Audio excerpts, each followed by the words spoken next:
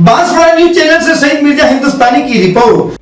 Sir, आज सच्चाई इस देश में यह है कि सूट पहनने वाला क्राइम से जुर्म से बच जाता है, जेल से बच जाता है। एक खाकी पहनने वाला किसी को करीब से गोली मार सकता है, हथकड़ी पहने हुए मुजरिम को, उसको कुछ नहीं, जवाबदेही नहीं है। सच्चाई हमारे मुल्क में यह है कि इस ऐवान में जिन पर टेररिज्म का चार्ज है वो इस कानून पर वोट डालेंगे कि टेररिज्म क्या है, नहीं है। आज हमारे वतन अजीज भारत में सबसे ज्यादा अंडर ट्रायल अगर कोई है जेलों में तो मुसलमान, दलित, आदिवासी हैं। सर, प्रोजेक्ट 39 ने, नेशनल लॉ यूनिवर्सिटी ने उन लोगों का सर्वे किया जिन पर सजाए मौत दी गई। हैरत अंगेज बात यह है कि सर 76% बैकवर्ड क्लास, दलित और रिलीजियस माइनॉरिटी से ताल्लुक था। कितने दलित और एसटीज डेथ रो पर हैं सर? महाराष्ट्र में 50%। कितने मध्य प्रदेश में है सजाए मौत के?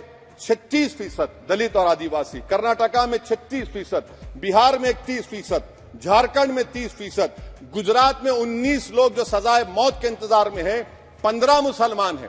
केरल में 60% जो सजाए मौत के मुलजिम है रिलीजियस माइनॉरिटीज है। सर, आखिर इस देश में कब तक ये चलता रहेगा? आज हमारे वतन अजीज भारत में सबसे ज्यादा अंडर ट्रायल अगर कोई है जेलों में तो मुसलमान, दलित, आदिवासी हैं। सर, इनका कन्विक्शन रेट देख लीजिए आप। एनसीआरबी का डेटा है 2017 से 21 का। 20% अंडर ट्रायल मुसलमान है, 16% कन्विक्शन है और मुसलमानों की आबादी 14.2% है। प्रिवेंटिव डिटेंशन यदि जिसको इस्तेमाल किया जाता है जुडिशियल प्रोसेस को सबवर्ट करने के लिए और फेयर ट्रायल को सबवर्ट करने के लिए, आज भारत की जेलों में 30% डेटेन्यूज मुसलमान हैं। उत्तर प्रदेश में 2017 में 33% मुसलमान डेटेन्यूज थे। आज 83.9% उत्तर प्रदेश की जेलों में मुसलमान डेटेन्यूज है।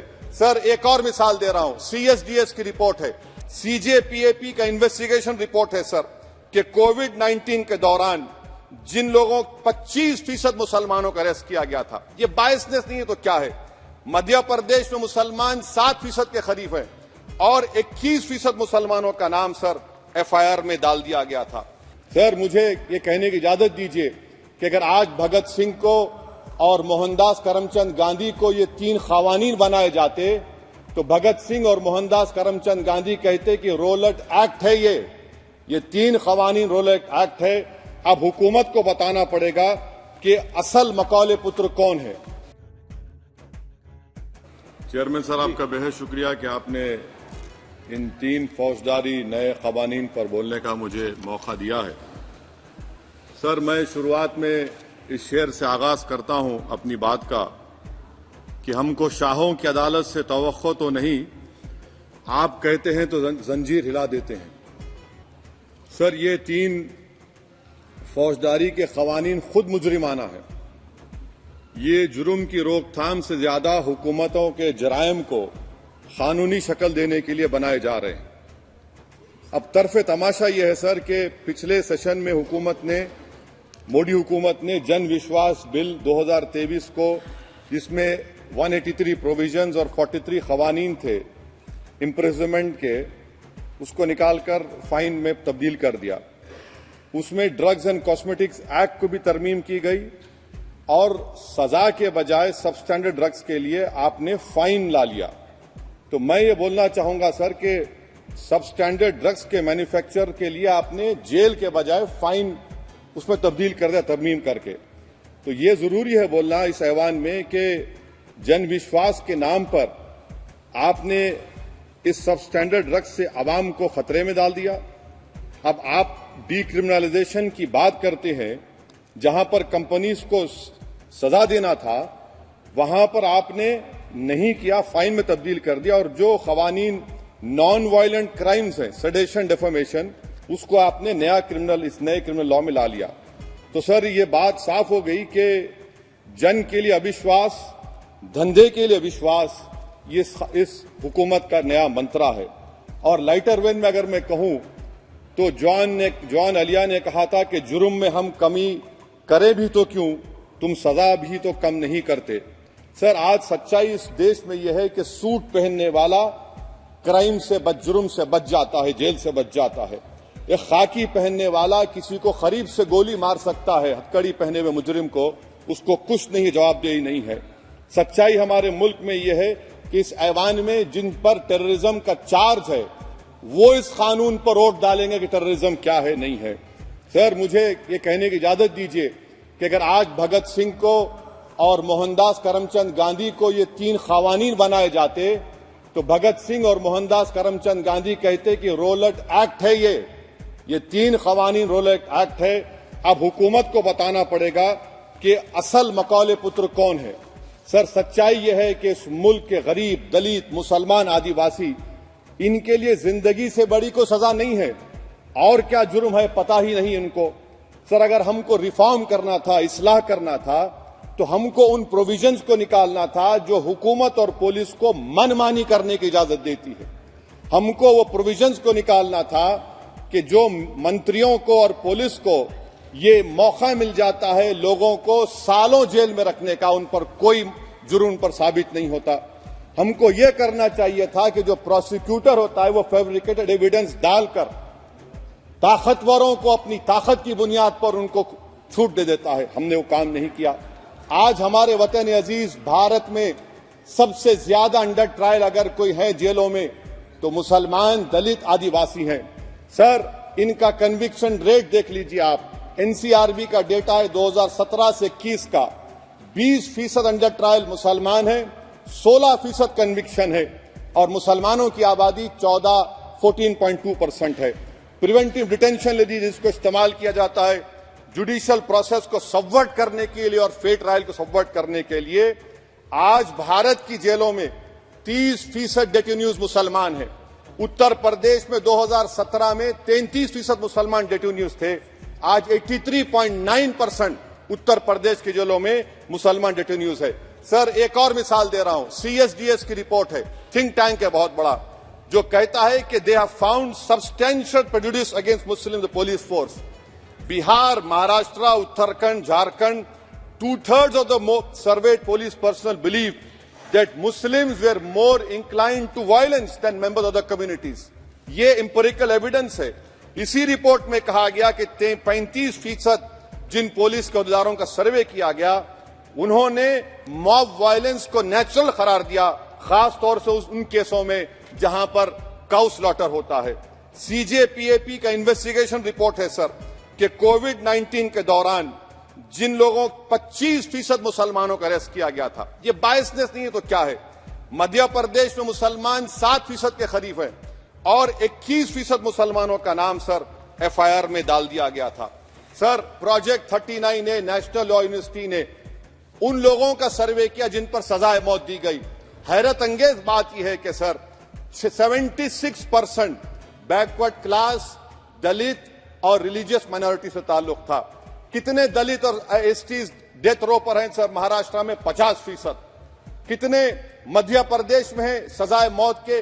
36% दलित और आदिवासी। कर्नाटका में 36%, बिहार में 31%, झारखंड में 30%, गुजरात में 19 लोग जो सजाए मौत के इंतजार में हैं, 15 मुसलमान हैं। केरल में 60% जो सजाए मौत के मुलजिम है रिलीजियस माइनॉरिटीज है। सर, आखिर इस देश में कब तक ये चलता रहेगा कि अनस्पोकन रिजर्वेशन उन लोगों के लिए उनके पास पूरा पॉलिटिकल पावर है और एक अनस्पोकन रिजर्वेशन है दलित, मुसलमान, आदिवासियों के, इनको जेल में रहना पड़ता है।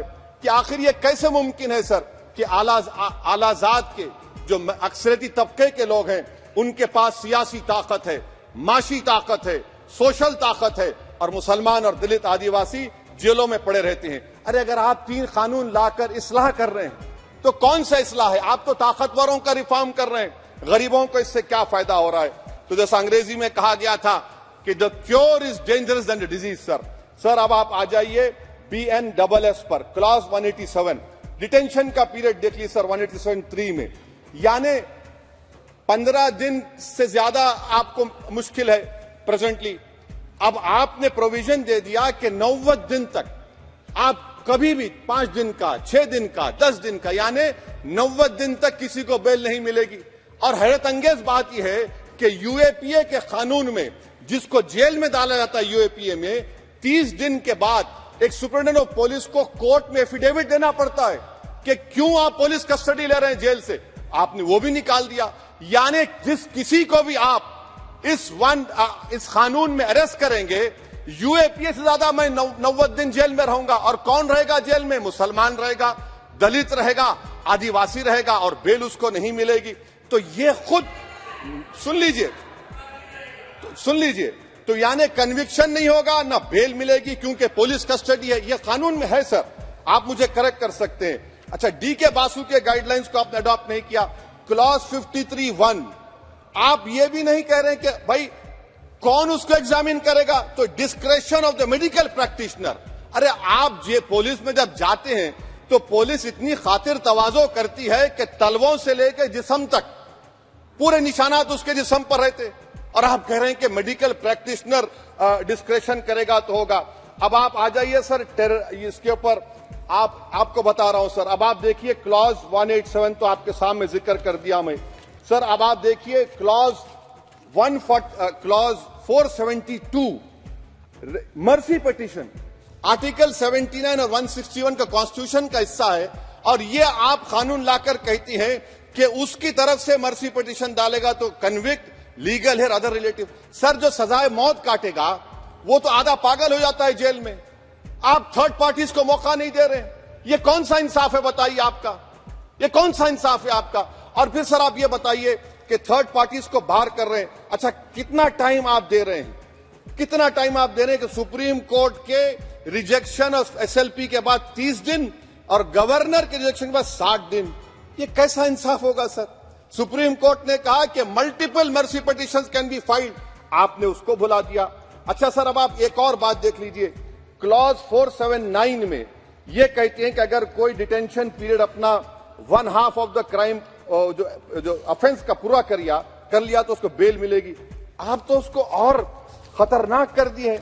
आप ये कहते हैं, उसमें ये कहते हैं सर, यहां पर आपने कह दिया क्लॉज 187 में, सॉरी सर, ये डिटेंशन मल्टीपल क्लॉज 479 में अगर एक से बढ़ के ज्यादा ऑफेंस होगा, या ऑफेंस होगा लाइफ इम्प्रिजनमेंट का, या पेंडिंग होगा, तो उसको बेल नहीं मिलेगी। अरे हम तमाम तो, ऋषिकांत दुबे आप पर जब केस लगा, आपने कहा आपकी गाड़ी पर हमला हुआ, मैं जानता हूं, आप पर तो एक सेक्शन नहीं लगा, कई सेक्शन आप पर लगा दिए गए, तो फिर मुझे बेल नहीं मिलेगी। ये क्या कर रहे हैं आप, किस लिए कर रहे हैं आप अंदाजा भी लगा रहे, भाई आज आप वहां बैठे, कल आएंगे इंशाल्लाह, फिक्र मत करिए। पावर इटर्नल नहीं होता, ये तो कुदरत का निजाम है कि जो गंदगी करता है तो उनके लिए किसी और को मौका मिलता है, मगर आपको आना पड़ेगा एक दिन, आप ये गंदगी कर रहे हैं। अच्छा सर, ये बताइए कि हमने आप किसको कितना पर्सन्स वर पेंडिंग प्रोसीडिंग्स इन मोर देन वन ऑफेंस, और चार्जशीट में कई आते हैं। यानी जब हम पर केस बुक होता है सर, तो फूल का गुलदस्ता आता है, हर सेक्शन होता है उसमें, तो मुझे बेल नहीं मिलेगी। तो ये एक बात है सर। फिर आप आ जाइए सर, मैं आपको बताना चाहूंगा सर, यहां पर आपको, सॉरी सर, ये इतना बड़ा बिल है। फिर आप टेररिज्म पर सर, बीएनएस का टेररिज्म सर, ये बड़ा ही डेंजरस आपने खतरनाक आपने काम किया है। इससे दहशतगर्दी का मुकाबला नहीं होगा, सिविल लिबर्टीज खतरे में पड़ जाएंगे। और सबसे बड़ी बात तो यह है सर, इसमें आपने नोटिफाई करेंगे किसी को टेररिस्ट, कोर्ट क्यों नहीं करेगा? पुलिस वाला कैसे करेगा मुझे टेररिस्ट नोटिफाई? किसी ऑर्गेनाइजेशन को टेररिस्ट घोषित कर देंगे। तो ये खुद सेपरेशन ऑफ पावर्स का वायलेशन है, जुडिशियल इंडिपेंडेंस का वायलेशन है, और इंदिरा गांधी वर्सेस राजनारायण केस का वायलेशन है। तो ये मोदी सरकार जुडिशरी के पावर्स को छीनकर खुद जज, जूरी, एग्जीक्यूशन बन रही है। किसी शायर ने बड़ा अच्छा कहा था सर, वही कातिल, वही मुखबिर, वही मुंसिफ ठहरे।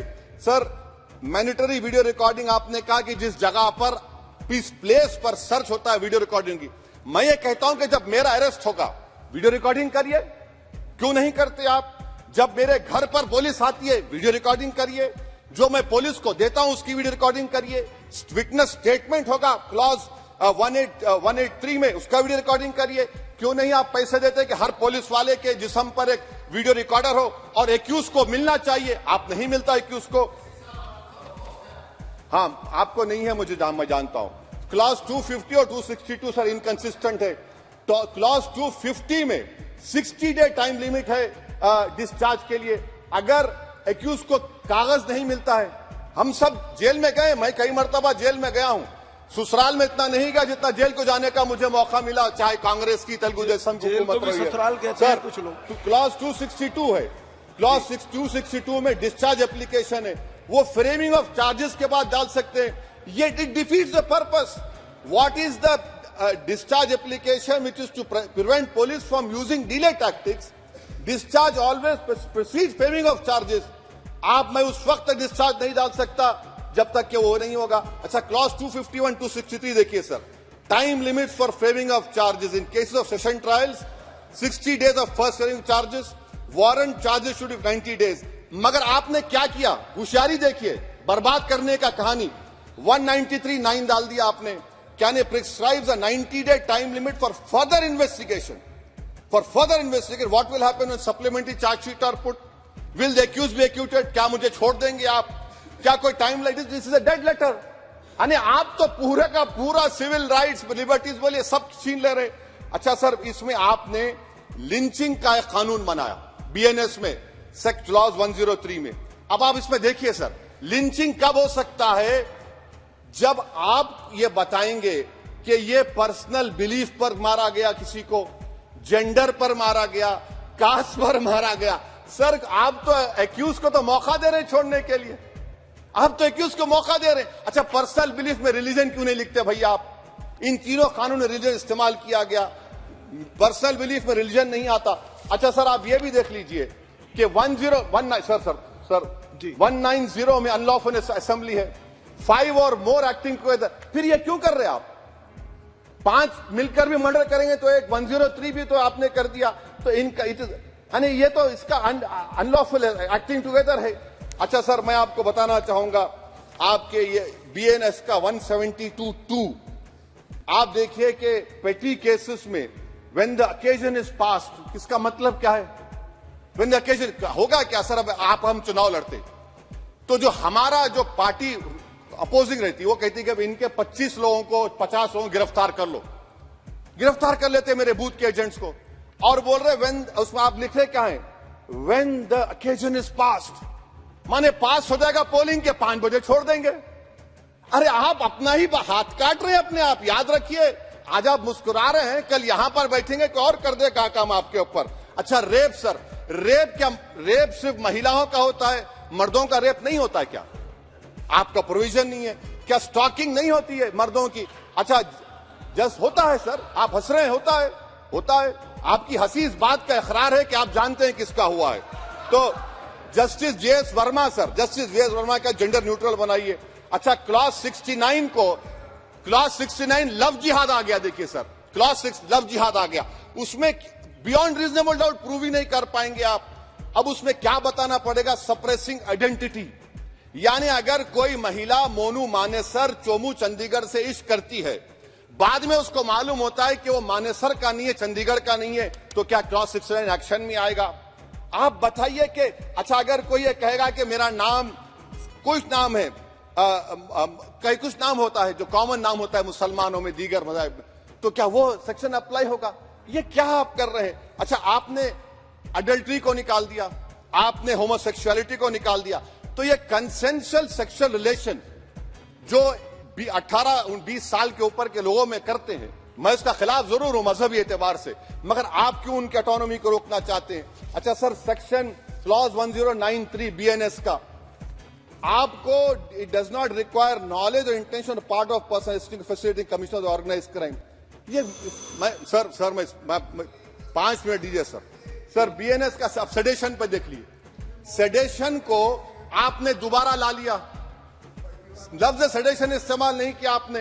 3 साल से 7 साल आपने सुप्रीम कोर्ट को अंडरटेकिंग दी थी कि प्रोविजन नहीं लाया जाएगा।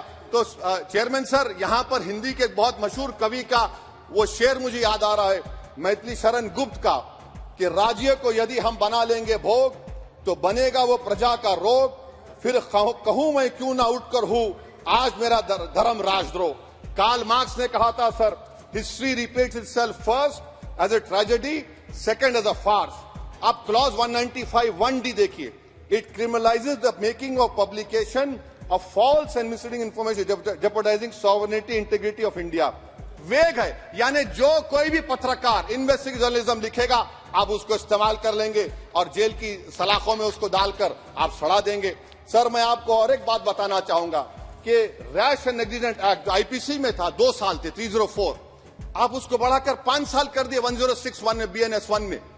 और rash and negligent driving 304 IPC में था 2 साल की ज्यादा, आपने 10 साल कर दिया। यह क्रिमिनल जुरिस्प्रूडेंस का हिस्सा नहीं है। अच्छा, क्रिमिनल ऑर्गेनाइजेशन उत्तर प्रदेश में यूपी गैंगस्टर एक्ट में एक चार्जशीट में गैंगस्टर एक्ट लगता। सर आप बताइए फिर यूएपीए का क्या होगा, पीएमएलए का क्या होगा, महाराष्ट्र मकोका का क्या होगा, गुजरात के कोका का क्या होगा। आप ये सब कानून रख रहे हैं और एक पुलिस वाले को आप ये तमाम कानून की इजाजत देंगे।